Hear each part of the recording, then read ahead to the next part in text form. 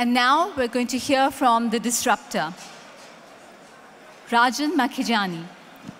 Rajen is a management consultant, a political awareness activist, a TEDx speaker, and an award-nominated screenwriter with 4 full-length films produced on his scripts. He anchors Dalberg Global Development Advisors in Singapore, focusing on creating innovative and inclusive business models. He graduated from IIM Calcutta in the year 2000. Ladies and gentlemen, please give your attention to Rajen. Good evening, Prime Minister, and all the honorable guests in the audience. And I shall do something that I can do only at an IIM event. This is off script. This is not in my 8 minutes. I'm going to say, Oi! Dhyan do. I put in several nights of mine to distill my entire life into 8 minutes. And so I will now borrow from my wife, who tells the kids when they are at the table, ki chup chap khana khao. Aur dhyan se suno.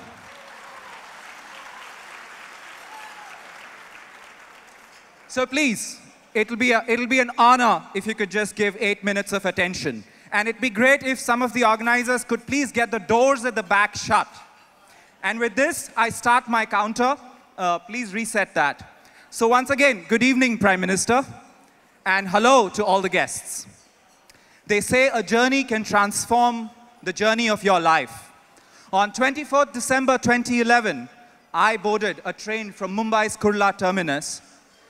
Over the next 18 days, it traveled 9,000 kilometers across India, taking 400 of us from 15,000 applications from 23 countries to visit 20 social entrepreneurs. Well, you know, everything in India is competitive. Going by what Sanjeev was sharing, we'll have an entrance exam next year for IIMPACT as well. So this was the Tata Jagriti Yatra, the awakening journey. Packed into second-class 3-tier compartments, we'd be sleeping 15 nights on the train, traveling through the hot and very cold parts of India. For bathing, we just had the last train bogie with makeshift cubicles, no assurance of hot water. Forget that. No assurance of water. A traveling cooking troupe would cook on platforms and feed us. Morning alarms would go off at 4:30 a.m. and by 6, everybody needed to be out after having navigated a queue for the toilet with the ratio of one toilet to 16 travelers. Well, when they said that you will be experiencing India's problems, these guys really meant it. So what did I see? At Selco in Karnataka, a solar kit distributor, I saw how having one light in a village can light up not just a household, in a house, can not just light up the household and the home, but reduce respiratory diseases and lower school dropout rates among girls. How? Well, invariably, nights are the only window for the girl child to study, because days are given to housework. Poring over a kerosene lamp, her eyes water, she coughs, she gets bad grades, fails, and eventually the parents take her out of school. But just one light bulb, one solar light bulb can change all that. So to address health, gender, and education, what did you need? Just one bulb. I thought that was cool. In fact, we did not even need to provide that light bulb. They had the affordability to pay for it. What was just needed was an innovative finance structure. A bulb went off for me. A bulb went off for me. The demand exists. Affordability also exists. Supply exists.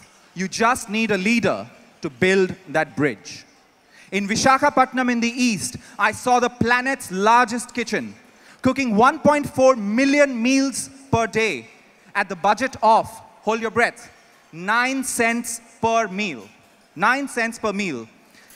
And this was to be provided to children in government schools. And this budget included cleaning, cooking, packaging, transporting over 4 large Indian states through a network of 13 kitchens. Now, here's the catch. The meal must reach hot. That's the condition.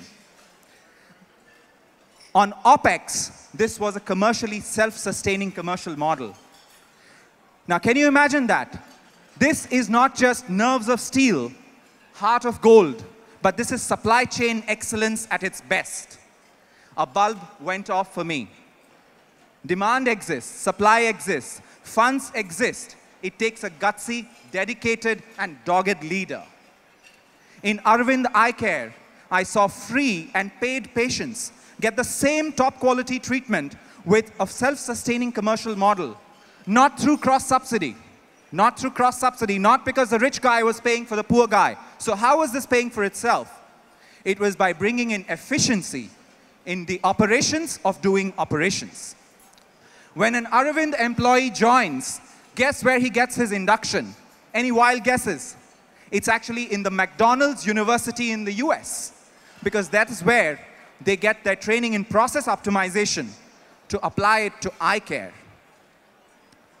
And this efficiency is not a compromise on quality.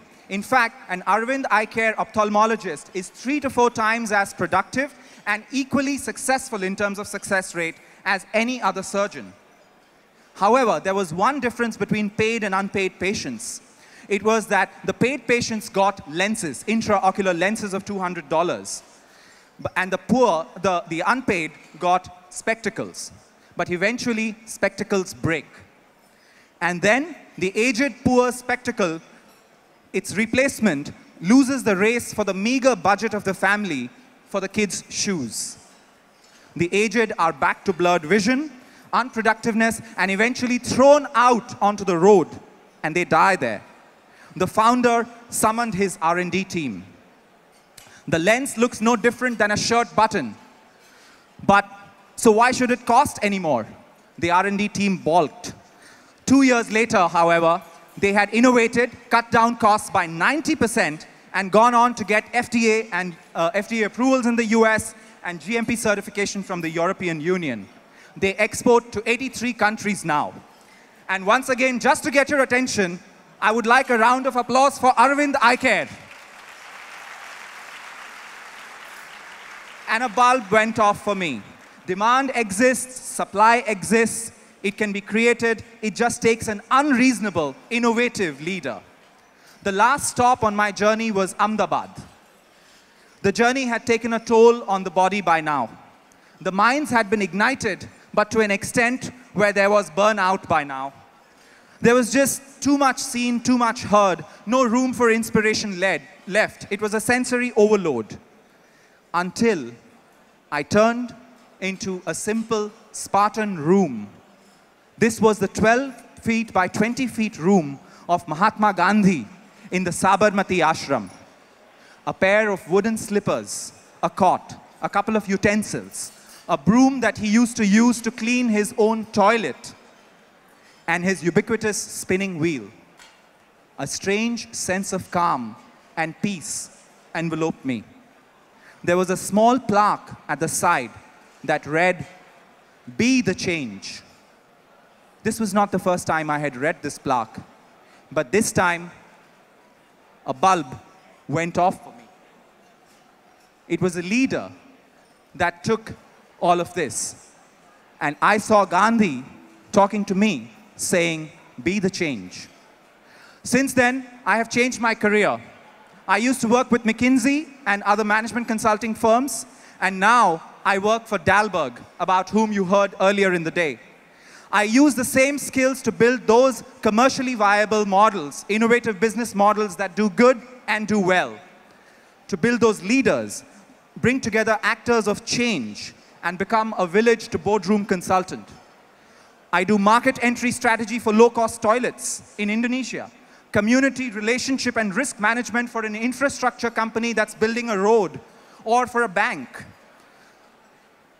Launch a malaria bond where the returns are indexed to the reduction in the incidence of malaria.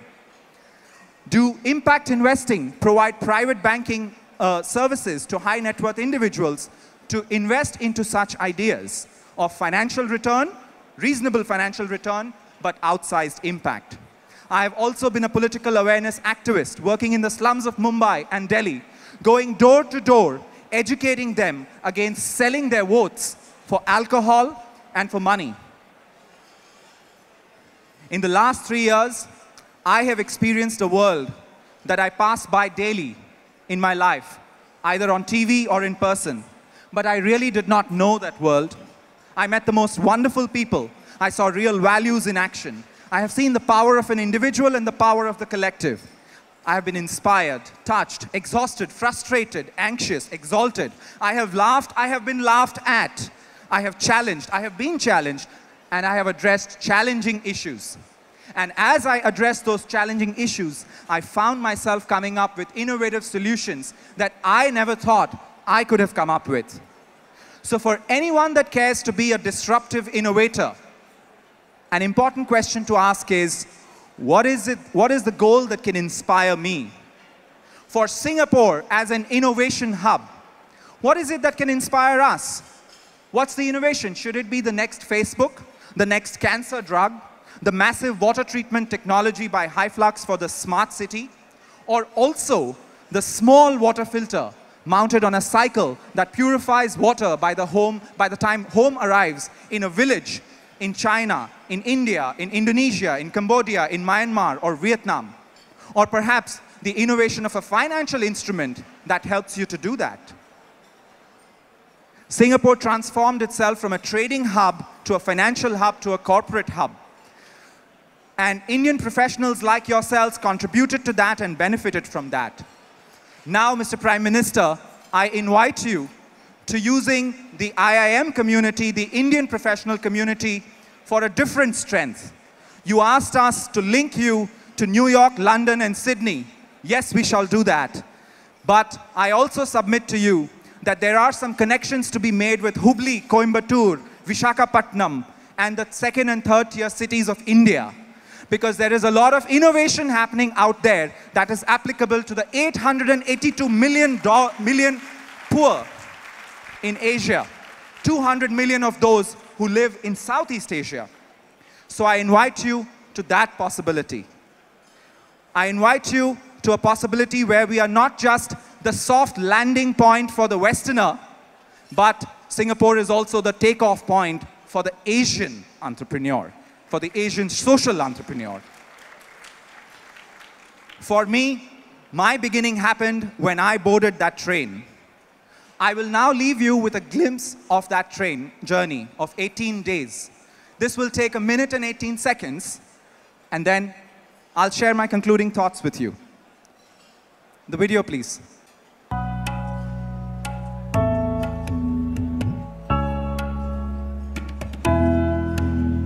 Please play it from the beginning.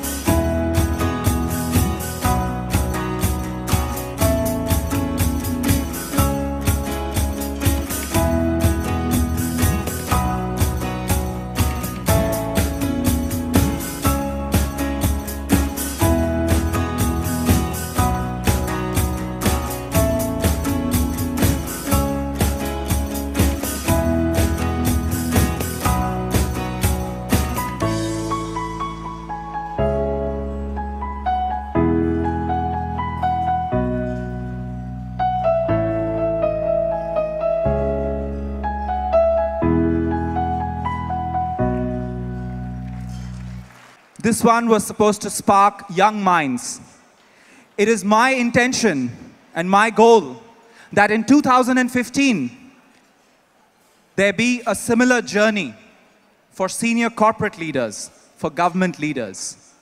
This was my journey, this was my beginning, and perhaps I shall have the privilege of having some of you as my companions on that journey to see the change and to also be the change. Thank you very much for your time, and thank you for listening to me. Thank you.